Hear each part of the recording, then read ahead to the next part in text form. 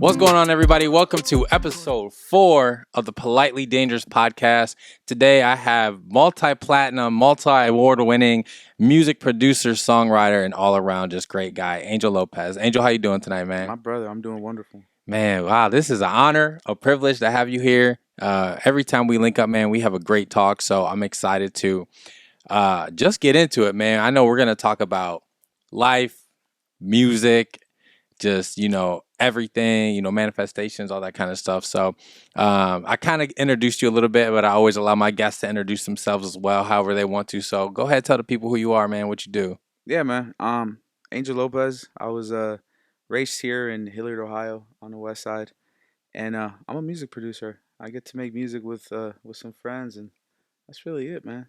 So the last episode, I had my boy Bobby Boucher on, and, he DJs. And one of the first questions I asked him was, were you always a musically inclined person? And I always ask that for people that are creatives, or in the musical field, because sometimes it happens to you later in life. And sometimes, as a kid, you just kind of know. So what was the case for you?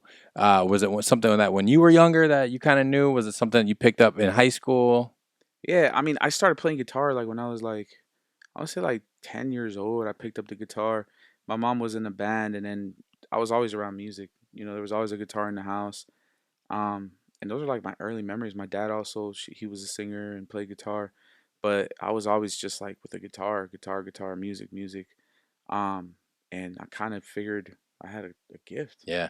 and then once you find that, you kind of just go with it. Go with it. Yeah. Were you in like band or anything? Did you try anything that out, like choir, anything of that sort? Nah, because to me, it was never about like learning it, like in that aspect, like taking it to school. Like to me, it was like, oh wow, I could hear a note and like figure out how to play it on the guitar. And Mm-hmm. then it was more of that, like that challenge of like, yo, I want to learn how to play this song and this song and this song. And it started making me kind of cool in school. I was kind of that guy. Wow. Like, yo, have you met that kid? He could play. He could listen to a song and learn how to play By it ear, yeah. instantly. And it was like I wasn't taught that. Wow. So yeah, you had a gift at an early age. Was guitar the only instrument you picked up when you were younger? I mean, I remember in fifth grade in California or fourth grade before moving out here. Um, I remember there was these after school music classes, but it was just piano, and they taught us how to play Titanic or whatever. But it's when I started discovering, there was like a thing for like an ear, like Yeah. I could kind of pick up on the notes. Like if the teacher's not teaching me the right note, like you could Do it my own way. yeah, Yeah. exactly, just kind of figure it out. So It's fun, man. I remember one time I was in the band when I was in elementary, and I played the drums. And, I went to a predominantly white school, so I had a little more flavor than some of the kids. And we had this one pattern, and it was like dun dun dun dun dun dun. Ticka, ticka, ticka, ticka, ticka. Man, I went there. I was like ticka, ticka, ticka, ticka. And the band producer was like, whoa, none of that. He's like, keep it simple. And I was like, bro, this ain't for me. So, man, that's awesome that you kind of always had like that talent to just kind of pick it up. So you grew up in Hilliard, Ohio, and obviously the city of Columbus has changed dramatically through the years. Talk about a little bit. What was it like growing up in Hilliard for you during that time, when you yeah, were there? I mean, for me, it was kind of like a culture shock because I was coming from like a predominantly like Mexican community. Hmm. I lived in this place called San Isidro, which is in the border of San Diego and Tijuana, where my mom was born. So it was just like constant, like, Spanish. Yeah. And it was like, yeah, they were trying to teach us English, but I have a very heavy accent. So when I got here, I was bullied a lot. So It was you weren't kind of, born in Hilliard. You were born I in. was born in Oxnard, California. It's an Okay. hour north of LA. And then, raised in San Isidro. I did maybe like 2 years in Mexico when I was real, real young. But yeah, so I got here and it was a culture shock because I'm used to Mm, talking my language with yep. my friends, and then I came into a school where people would call soda pop, and then people, yeah, and then Welcome to people the were. Midwest. That's what I'm saying, and people were reading these Harry Potter books, and I'm like, yo, I'm not even hip. Yeah. It was a whole new world. Matter of fact, I remember my first Mexican friend. His name's Jesus, one of my good friends. Still, he's actually married with my cousin, and that was the first friend I found that spoke Spanish. I remember meeting him last day of school on the bus as we were And heading. what age was this? Sixth grade. Sixth grade. Okay. I remember, but Somewhere around somewhere around there. there. And yeah, I remember meeting bro, and I was like, I got home and I was crying. I'm like, Mom, I made a friend Yeah. today, like a real friend, because he gets me. Um, and yeah, it's like it's culture shock for me. It's different. It's a different culture than what I was used to, at least. How long would you say it took you to kind of feel like you belong, you fit in, or did you never feel like you did? That's the funny part, bro, because I tell this story all the time. It's like that's where the guitar and the music came in because Hmm. I started building my identity based on like I figured like, yo, when I have this guitar, it's like a superpower. Yeah, It's like, I might talk with like a broken language, but this but this guitar, connects us. yeah, this Yeah, guitar kind of speaks everything. I was sitting there playing Maria Maria and like all, Carlos Santana, and people knew those songs. So people, that was kind of the way of like, oh, and that's kind of how I started. did you ever like play your guitar like outside at recess or like after school or anything or? I mean, in seventh grade, I was notorious for being the weird guy with the big backpack and it wasn't even a Fender Strat. It was like a cheap version. It was Uh-huh. gifted by my brother's dad. It was a Yamaha that looked like a Fender Strat, and I was just a weirdo walking around with the guitar. So Just during always playing it, lunch yeah. in Memorial Middle School, there's a cafeteria, and across the cafeteria, there's the auditorium. Me and my friends would go plug in and literally jam, bro. We would sit Wow. there and jam during lunch. So we'd eat our lunch and just like jam. So it was like, I loved it. That's awesome. Yeah. So, okay, you're in school, you're playing the guitar, and then you're getting older. Now, after high school, we all come to this time in our life where it's like, okay, we go to college, we get a job, we try to figure it out. What was life like for you at that point? Were you kind of like, okay, I need to go to college and kind of take that route, like everybody, maybe get a business degree, or were you kind of like, no, I want to do this music thing? Like, where was your mindset at that time? I mean, my mind was always music, like especially during high school when I started figuring out how to make beats and I transitioned from like, okay, you play guitar to like, oh, I could put a cool beat on this and make a beat. And my first kind of shot at music was when I was like 16. Hmm. An artist by the name of MC Magic from Arizona, he flew me out during Wow. exams. I was in 10th grade. And to me, it was the biggest deal. It was like, yo, and they were popping in like 2004, 2000. They had this big band that was hitting all over the West or whatever. And that was my first shot. I got flown out and I got a check for these two beats. One of them I made it in, on the spot over there. The Hmm. other one I had sent it in. So I had already gotten a taste of like, yo, this I could turn this into something. Yeah. And then I came back because, I got the reality check of no, you don't just make a song and you make it. Like it You doesn't got to work keep like working. that. Yeah, yeah. That was the first one where I was like, yo, I feel like this song. Whatever. Came back. Um, and now I mean I kind of just kept pursuing music and just doing a regular job. I was never like school inclined. It Yeah, was never my thing. Um, I get that. I respect, everybody that goes and gets a higher education, but to me, I never really had an option B. It was always like I'm gonna end up doing this one way. I just knew it. It's weird. I have yearbook pictures where I talk about it. Yeah. Like, Now, was there a family dynamic? Obviously we both come from minority backgrounds, things like that. Did you have like that kind of edge to where, because I grew up in a single parent home. Obviously, I did have my dad was around and stuff like that. I didn't have to go through anything like that. Now, did you have any family things where it's like, man, like I gotta do this for my mom or like, my brother or anything? I mean, definitely a motivation. Yeah, I was brought up by a single mother, so, Mm-hmm. um, but more than anything, is like I wanted to break away from just the mindset of settling. I guess I wanted to. I always had like ambition, and it's not so much about like money. It was always like I want to do something greater than myself. Yeah. I want to achieve something that nobody has achieved. And you felt that at a young age. Yeah, yeah, I felt that young, and I mean, it was just obviously the family motivates. Like you see the struggles, your day to day with mom. I was kind of forced into a position of playing dad because my mom. We came over here. My little brother was just born. Had a little sister. We're 5 years apart, so I was about 10 years old. She was five. He was brand new, and I was kind of babysitting both of them while my mom worked two Yeah. jobs. So it was like that was the early like started hunger of like, what, there's got to be something bigger and better than this. And at school they're not teaching me what is bigger and Yeah. better. They're kind of trying to prepare me just to go to college and then see what's bigger and better. And I was just like, nah, I Not for know me. I'm gifted. And Yeah. I knew I had a calling, honestly. So you had support then from the family. There wasn't a pushback or anything like I that. mean, the pushback came definitely from family members, but my mother always believed. But there's Yeah. always those moments where you reach a point in life where they're like, it's time to hang up the gloves. Yeah, Like, let's you gave it maybe a shot. yeah. Let's get realistic. And I just to me, realistic was the other way around. Like doing that was not realistic. You know what Yeah, I'm saying? absolutely. So now you've gotten a taste of what it feels like to, make a little bread, make your Yeah. beats, things like that. So after that point, what's going through your mind now? It's like, how did you start pursuing kind of the career you're in now? Because it's not an easy career to be in. Anything musically, I'm sure you can attest, it takes years upon years. Hmm. So like, what was like, that start line? What did that look like for you after that point when you first got like that first check, or like you kind of saw like, okay, I can do this for real. Um, I mean, it took. I don't even know. It was a push. I had a great support system at home. Um, we're gonna keep it real. Like my ex was a huge support system, and like I remember the moment. I guess the catalyst moment was when Timbaland started following me This is on on Instagram, Instagram. on On IG. Instagram. What year was this? This was 2014, like late 2014. She tagged him on one of my videos. I never posted beats ever. Hmm. I posted one beat. It was like it wasn't even a shot of it. It was just a shot of a Bose speaker. Yeah. It was a cool beat. I thought it was cool. I posted it. She tagged him in it, and somehow that night I got a follow from Timbaland. Now back then they didn't have the verified situation, Right. so I was So yeah, skeptical. you were And then like, Tim's picture was kind of like sketchy. a I'm little like, blurry, a little pixelated. yeah, it looked like it was shot on. Excuse me. Yeah, go ahead, get you some water, brother. It looked like it was shot on an Android for real. No Yeah. disrespect to Tim, but we were all trying to figure it out It for was real. back. It was back in 2014, man, when pictures were a little, they were a little different. So, Hmm. man, but I mean, But yeah, he followed me.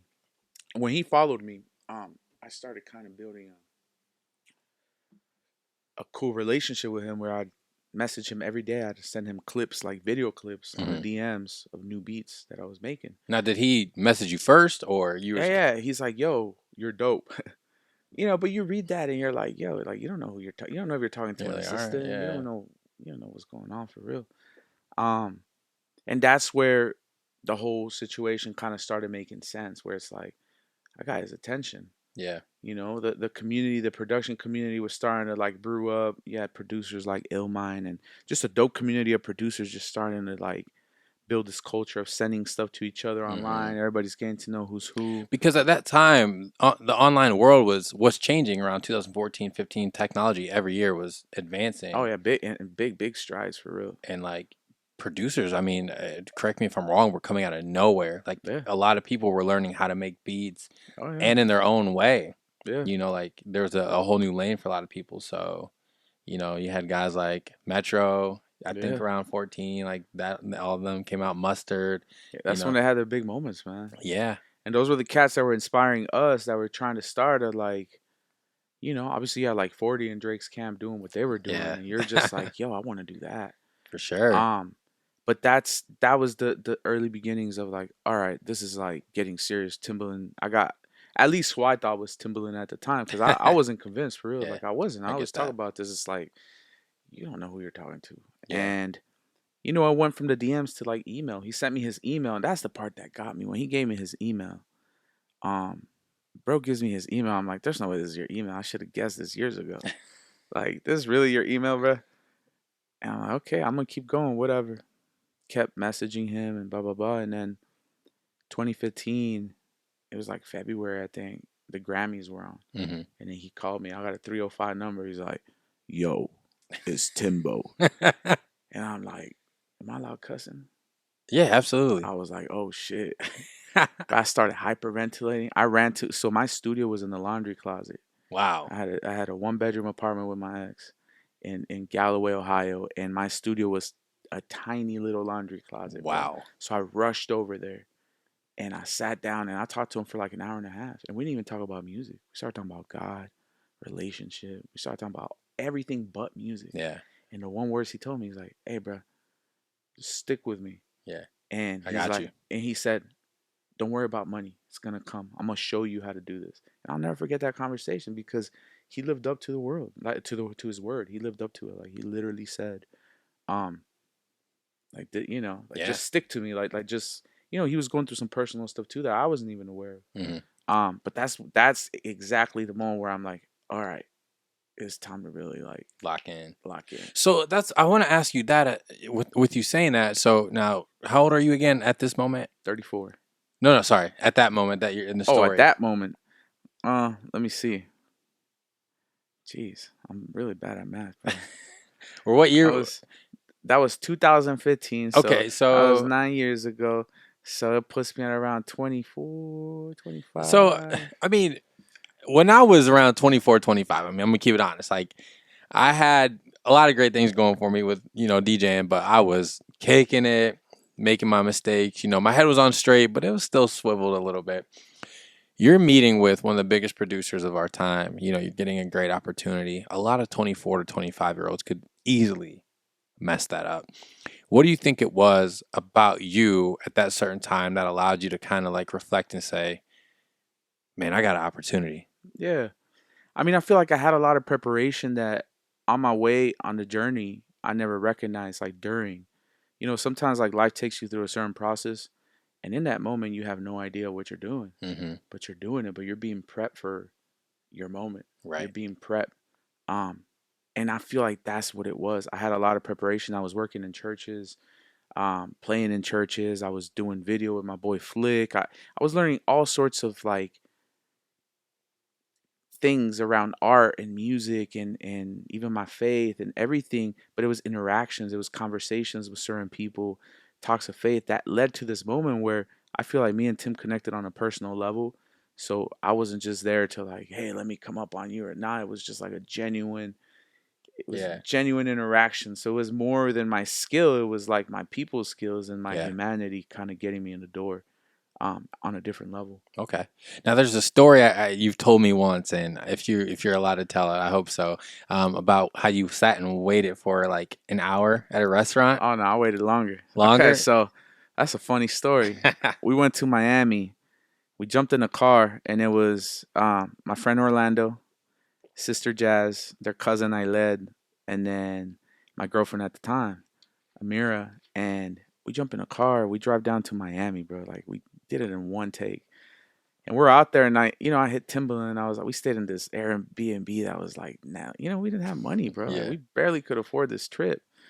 I was rocking Old Navy shoes, Old Navy black tee, and an Hey, Old I, Navy I remember those jeans. days. And I thought Old Navy was Zara back in the day. bro, that was my jam, and still was like even older because that's the big boy clothes I was able to fit. But anyway, we showed up over there, and he's like, "Yo, I'm gonna take you out to dinner," and I was all hype. And then we're all hanging out, and I'm like, "All right, I got to be there early. I'm not trying to mess this up." I get to Bal Harbor.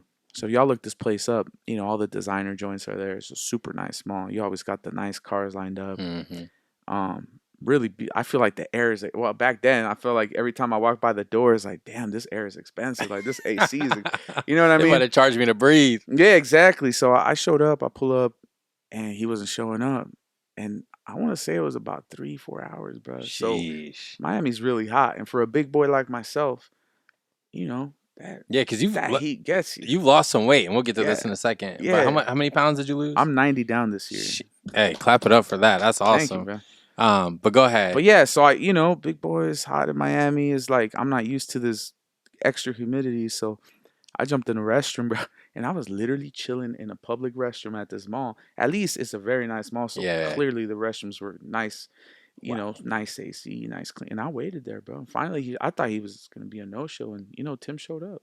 Dang. He showed up. He's on his phone, and I was like, "Yo, this is real." Did you tell him you waited that long? Nah, never. You're like, just got here. Nah, bro. Some things you gotta charge to the game, Yeah, bro. you gotta chalk it Some up. you just gotta take it because it's how it is sometimes on the way up, and even when you're here, bro. Like it's always things you charge to the game because you Yeah, just know there's a bigger thing at hand always playing for you. absolutely. So on your way, to where you are now, obviously you're doing a lot of great things, working with some great people. What are some of the challenges, that you faced that you've had to overcome? Because the music industry is a beast of its own. Hmm. It's one thing to see it from the outside, but to be in it, and to be, working the grind and the long nights and the traveling, what are some of the challenges that you faced as you were meeting Timberland and, just kind of meeting other people and coming up through the ranks? I mean, the biggest thing for me, like the heaviest thing was like the sacrifice that I had to make. Like I Hmm. sacrificed a lot of time from family, from friends, Um, a lot of important dates that, that other people wouldn't miss, but I just kind of just knew what I had to do. But that was tough because I really do enjoy spending time with friends and family. So Yeah. that was like, that was difficult for me. You know what I mean? And obviously, like the hungers, like I wasn't working. My ex took on that responsibility of like, you ain't gonna work. You're gonna focus on sending Timbaland beats. I'm gonna go work. So she was working double Mm, shifts at Applebee's, paying the wow. bills. Now for our culture, that's like reverse.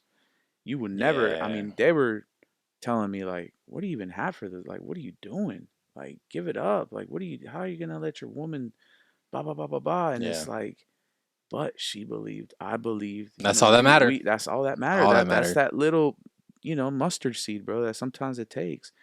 And those were some of the hard things that came with it. Because bro, it was swimming upstream. Like we were against the grain, against like, is this really gonna happen? Like, yeah, I got his attention, but Yeah. what does that It's mean? the industry. You're trying to Anything. Yeah. figure it out, and bro, the music industry will give you some reality checks real fast, all the time. I still get them to this day. Comes around, you just gotta remember, hey, chill, bro. Yeah. You know. Absolutely. But So yeah, that was the biggest to me. Sacrificing family time, the and friend time is huge for me. so looking back on it, do you feel that are there moments you're like, man, I wish I could have made that birthday. I wish I could have made that, that event, or you kind of like looking, they always say wisdom is hindsight. You're kind of like, it was worth it. I had to do what I had to do. It to me is more of I had to do what I had to do than it was worth it because was it worth it? Like, what? How do you weigh that? Yeah. Because it's time that I'll never know. You know what I mean? True. Like, I think about even times like my grandma passed last year and like the times I could have been chilling. Yeah. I missed her birthday when they did a birthday for her. Like, I start thinking about those things and it's like I just had to do what I had to do. But that's why it weighs heavy, man, because at any point, whether you're an athlete, business, whatever it is, if you're working at a high level and you're an, you're a high level output person in your career and your path, Yeah. like you're sacrificing, and that's tough. Yeah. That is a tough thing, especially if you're someone, because a lot of people could do that because they shut off all that side. They become kind of like shells. I'm someone who's tapped in with my emotions. I love being grounded to like me and my family and where I come from. You know what I mean? So it is heavier on me. So instead of thinking like, was it worth it? It's more like I just had to do what I had to do, Yeah. and you just keep it moving. I get that. I mean, obviously, we're at different levels with, our careers and things like that. But even just like coming up as a DJ just here in Columbus, trying to get to where I'm at now with Ohio State and things like that. I had a lot of, family was always like, man, you're always working. You don't ever answer the phone. We don't ever get to talk to you. Oh man, And I still have that. yeah, it's tough, man. It's tough because you can't expect people to see your vision Mm-mm. because it's yours. It's what's given to you. But you want them to understand, and it's like, man, you can't see it now, but like, just trust me. Like, it's gonna be worth it. And I know for me, it took years and years for my family to kind of unravel and be like, okay, we get it. Like now we see it. Yeah, We see where you're going with this because when I first started, it was not a. It was, what are you doing? You're gonna be yeah, a what? yeah. But see, that's the thing, bro. Like you gotta remember, like, and no disrespect to our family members, but they know what they know. And I was always looking like, well, who in the family has achieved above and beyond? Who has Mm, gone? And it's like I could just take what they're saying, just go get a job. But then it's like, am I just gonna be living life to live life like that? Like, yeah, no, I had a gift, and I recognized and I owned it. So it was like it's hard for them to really understand until they start seeing it. Oh, so this is actually a thing. Oh, you can make a career. Oh, you can make money off of this. Oh, this could lead to different business Oh, yeah, and it's like because they haven't made that jump. They're on the other side of yeah. the ledge, like looking at you, like, "Are you sure you're jumping?" And then you jump, and then they see you float and go over. They're like, "Oh, okay, you made it over there." He's You doing know all what I'm right. saying? Yeah, he's He's doing all fine. He's right. Like, got oh, it. okay, I see. And then you got to make another jump. Are you sure you're gonna make that? And it's just that constant thing. But now, my friends and family, they know what's up Yeah, now. they got it. Yeah, they start getting it, and then you start getting that support again because Hmm. it's normal with them. They want to protect us at the end of the day. Yeah, It's not coming from like, I mean, with some people they want to hold you back, but our mothers, Yeah, the they're just important protectors. people. Yeah, they're Yeah, trying to protect us. nurture, nurture versus Of nature kind of course. thing. Speaking of jumps, you made a huge jump, like we said earlier, with your weight. You said you lost 90 pounds. What was your motive for that? Because that's in itself is not an easy thing to do. I mean, just to lose 10 to 20 pounds is hard. You Yeah, lost man. 90, and I know that was a huge goal for you. What was there a moment you kind of sat down? And you're like, man, like I need to do something. Like, or was there like a something that happened, or just kind of give us the insight on that? I mean, I was going through a really rough time last year. Separating, and I found that I just didn't like myself at all. Like I was really like career was amazing. I just had a big summer. We had my first big hit for real. Um, and it was like I just wasn't happy. I was sluggish. I would get up and feel lazy. I would be like breathing heavy and just like this all this type of shit that I'm like, yo, what are you doing? Like Yeah, all these blessings, all these doors are opening up and you're over here like heavy, wearing size 48 pants and like big, bro, like going to the big boy store. I just wasn't happy with myself. I didn't yeah, like myself. And I got to a point in the beginning of the year where I'm like, you know what? It's time. Like I'm just gonna cut. I'm gonna cold turkey everything. It's time for me to take care of myself and invest in myself. And I just showed up, man. I run into people now and they see me and stuff because I'm size 38 jeans now, and people will be like, "Are you doing that? What is it? Ozempic? oh, I don't even These know. shots? They got these shots Oh, now." some shots, yeah. I'm like, bruh, like no, there's no shortcuts. I did this before. That's the Yeah. crazy thing. In 2009, I transformed my body as well. I had dropped like over 100 pounds in like 11 Sheesh. months, and I did it natural. So it's like I I don't like shortcuts, bro. You don't achieve anything Yeah. like taking. I respect if you take the shots, but like, bro, if you want to do this, just eat Do it the healthy, right change way, your yeah. life, change your relationship with food, and show up to the gym and love yourself. Yeah. You know what I mean? So I mean, I did 100 days no drinking, and I know other people that have done like the no alcohol thing. And one of the hardest things that you come into contact with is people that are like, "Wait, you're not gonna drink? Like, I don't know if I can like hang out with you," or like they kind of get mad at you for Yeah, like, yeah, yeah. did you come in contact with that? Like, did you have friends or people around you that were kind of like not with it, or I mean, nah, not necessarily. I was chilling with some people that they would eat the cake after dinner, and like, nah, I had a very. Once I ate my salmon and my salad in the beginning of the year, we were working on Jackman on Jack's last album, and I would eat the same thing every day. It was just a yeah, salad with protein, like it was, and then dang, they would be eating dessert at dinner and this, and and like no one pressured you or anything? nah, because they respect it. And That's I was like, awesome. and then they started bringing, Jack started having Neelam, his manager. She would get us fruit now in the studio, and like they started getting hip Yeah. with it. And it was like, I feel like Jack and my peers saw that, like, nah, this boy's So serious. you kind of maybe started changing a little bit of the culture there too. Well, I started enforcing it upon myself because Jack always eats healthy. Like he's got EJ, he trains him, and he's got his he's like very he's like on a strict regimen in a Yeah, way. Like he takes care of himself. makes sense. And that was inspiring for me. And I remember having that conversation. I'm like, bro, like I really, we spent a whole year and a half on Come Home, the Kids Miss You. And it was like working 12 hours, in the studio, eating at midnight. Like it was crazy. So Yeah, I told him at the end of the year last year, like, man, I want to take care of myself. I need to fit the part. I need to, I'm trying to look good. I'm trying to be blah blah blah. Like we're making new music, da da da. And that was really the thing. But yeah, I mean, bro, you're always gonna on the way to anywhere, you're always gonna run into that. And of course, I mean, who doesn't like dessert? Who doesn't like bread? That was my weakness, and I just yeah, cut that shit out completely because I just knew it wasn't serving me a purpose. yeah. So, what are some of like the big goals you have now? Obviously, you lost 90 pounds.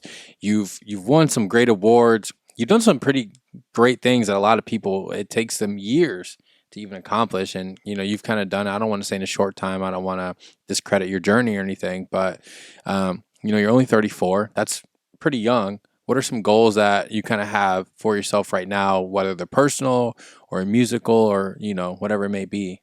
Yeah, I want to keep working on myself. I think this year has been a year of discovery for myself. Like, I'm learning a lot of things about myself that I didn't know as a man in general. Um, and I'm learning that I have a certain level of willpower. Like, I'm rediscovering that power that I had early on in my career, of like, bro, when you put your mind into something, you get it. Yeah, And that's really, I'd love to become a disciplined man. meaning, you know, having a regimen in my day, meaning wake up. The other day, man, I was in Malibu with Chris Martin from Coldplay and my friend Fede, and we meditated, and it was the most unbelievable meditation. I mean, I have meditated before, but this Not was like this. nah, because this was after working on a song. You know, we were just making music, and you create so much and do this that at the end of the night, it was like, all right. The way Chris explained it was so beautiful. He was like, life happens above the water, and he's like, let's submerge for, for some time. Let's just dip down a little bit and let the chaos happen up there. Mm. Bro, it was beautiful. So I would love to add that to my routine. Continue showing up, working out every day, and building a routine, man. Is one of the things I've realized about some of the successful people that I've been blessed to be around and become uh, colleagues with is that they have that discipline. Strict. It's strict. It's every day. Yeah. It's repetition. They're damn. What's that term called? They're just suckers for repetition. They're the habit. Yeah. It's Creatures of habit. creatures of Yeah. habit. You know what I'm saying? Like, and that's what I want to build It's because what that's separates. that's what separates. That it's those little things, the repetitive. It's like you go and you see a professional athlete work on fundamentals, like a Cristiano Ronaldo, and people are like, "Why are you doing The that?" Like that's mundane. yeah, but that is exactly those small little Yep. movements, those small little adjustments, that repetition that is gonna make you stand ahead of your Yeah. competition and ahead, and it's gonna keep you up. You know what I'm saying? It's gonna keep you ahead of everybody. So, as a producer, a creative, a musically inclined person, you're constantly doing, I'm sure, repetitive takes. Your mind is always, I'm sure, you got music, you got family, you got your relationships, you're working on yourself. How do you personally, on a day to day basis, take care of your mental health? With staying up late and traveling, it takes a toll on you. So, like, what are some things that you kind of currently do to make sure that Angel is good on Yeah, that day to day? I mean the biggest thing is the gym. Yeah. You pop on a Ed Milet or you pop on Love Ed. a Judah Smith, or you just go through the podcast list. Jay Shetty always has great people, great guy. Like you jump into these people that are just giving you free game, and you get on the treadmill or you hit the weights, and like that's my biggest You said that's your biggest therapy right that now is the gym. that and golf. It's Yeah, pretty you're a big golf guy, man. man. I'm into it, man. That's it. Just got me. People were like, "Oh, you got the bug." This was last year. I started in November last year. Hmm. Man, that bug then turned into something else because God, I went today. I've You seen a know, lot of my friends, guys and girls. They love to golf now. People are trying to get me on the links. I said we'll get there one day. bro, trust me, it's worth it. I'm a top golf guy right now, Hey, you but got to start. I started my cousin like that. My cousin Marco, and now he's golfing with me every day. yeah, So like, I'm telling you, man, like it's therapeutic because I like the philosophy of the golf shot, hmm, and it's this: it's every golf shot is a brand new start. So if I go and I hit the ball terrible and I shank it or I slice it, whatever, you got a chance to, you get another chance. yeah, And if I do real well, I can't get too excited because you just got to take it shot by one shot shot. out, one shot at a And time. that's it. And you just accumulate and then you wrap the day up, you wrap your score, and then you show up the next time. But it's like that in that one moment, you just got to see it as a fresh start. And it's taught me to implement that in life in a way. And I know it sounds mad psychological and mad deep. No, And we it's love not that. that deep, but bro, it's really a nice way to look at life Yeah, sometimes. You know what I'm saying? And it's not who doesn't like golfing. Like shout out to my crew. I go, golf's getting big, man. bro, It's it's getting big, and big. I'm glad I found a great group of gentlemen here: CJ, Asen, Andy, like Shout to the P Wave Holla. Runners. Yeah, shout out to the Wave Runners. Like I found a great group of people here, and then my boys Nestor, like everybody, bro. Like I'm building a nice little community of golfers because it's my therapy too. It's working out Will and we see golf. you on tour in a couple years? Jeez, I mean they You do. and Tiger? One of my friends, she gave me this nickname. My neighbor in LA, she's like, "Yo, you should just be called PGA Poppy." I'm Oh like, my goodness, all day. that's funny. So But yeah, nah, no tour, bro. Music's my thing. I just really enjoy golf. that's awesome, man. So going back to the music, you've been working with guys like Jack. You said Timbaland. Is there anyone, dead or alive that if you could produce one hit song for, like, who would it be? Man, that's such a hard question because I there's know. so many people, bro. Like, so many people come to mind that it's kind of like, man, sometimes I don't even wish I'd make a song with him. I wish I'd just be in the room and So okay, watch. I'll Like, make it a little easier. Top three. If you can sit in the studio with three people that are alive, who would it be for you? okay, Carlos Santana for Great, sure. great first choice. Yeah, he's one of my like. I started playing guitar because of Carlos Santana. I would love to sit in a room and watch Prince work. That's a good one. Like, greatest musician ever. Um, and then I mean, bro, that's a tough question, but I would have loved to seen Pac as well. Wow, that's a good one. You know, me and Pac have the same birthday. That's wild. Yeah, Gemini's. I probably would say, I want to see Whitney in the studio That would have been because I got amazing to hear too. those vocals live. Because Yeah, man. I think she has the best vocals I've ever heard. Yeah, that's a powerhouse right there. I would Wait, have loved to see that too. and then I got to sit with 40. I got to have 40 in the studio. And then Mike, I'm a big MJ fan, man. Like I've seen old videos of him, like how he works. And man, you talk about repetition and Uh, like discipline. Whew, when that dude was getting ready for a concert, oh yeah. like, oh my No, goodness. serious. Bro, it's amazing to see superstars at that level work because Yeah. it's like the details, it's everything. They're like The hypersensitive. smallest, bro. Bro, that's why they were the greatest. And that's why they're on your top 3 because they care about that shit. Yeah. Bro. So, man, well, thank you, man, for coming on. We appreciate you kind of sharing your story with us. Is there anything else that you want to share that, you know, maybe people don't know about you or that anything that you got coming up that you're excited about? I mean, I got some cool music coming next year that I'm excited for next year. I got some cool stuff that I work. Sometimes in the music stuff you work on projects like a few years before, and Yeah, before it comes out. it takes time for it to come out. But I'm excited. I think next year's gonna be a fun little ride, and I'm looking forward to doing that. And I want to go down in Ohio as like one of the top producers. So That's a great goal. yeah. I want to be that guy that people look to like, oh, who was that guy? And I'm just the guy in the corner making tunes, bro. Do you So feel like people in Ohio know who you are, or do you feel like it's like they're starting to? I mean, I don't know, and that type of shit like doesn't matter because I'm not For someone sure. who's about cloud like Right, yeah. that. Nah, like people know me cool if they don't, but at the end of the day, when all this is said and done, I want to be that producer that people look up and are like, oh, I didn't even know this guy was from From Ohio, like, Ohio, oh. yeah. And that to me is always I like being the silent guy. So you're an Ohio guy, even though you kind of were born in LA. Nah, I'm Ohio, All right, bro. we'll take Come it. on, We man. got that on tape. It's a Angel Midwest, he's an man. Ohio guy. All I am right, a Midwest boy to the core, bro. we will gladly claim you. So Bro, I would gladly claim this state. This is the best state. That's why I'm here. I'm back. And I mean, I still got my place in LA, but I feel like I'm back. I've been spending the whole year here yeah, and I love it here, man. I've gotten to meet great people like you, like our boy appreciate Ty that. Phillips. Like, Shout out to Ty. shout out to Ty, man. We got, there's great things happening in the city. And bro, it's a pleasure working with you and doing Yeah, this. And appreciate that. we got some cool stuff in the works that we're gonna get to do Oh together. yeah, that I'm we do. excited for you, brother. Thank you. Well, again, ladies and gentlemen, episode 4, Politely Dangerous Podcast. This is Angel Lopez. Appreciate you guys tuning in. Stay polite, stay dangerous. I dig it. My guy.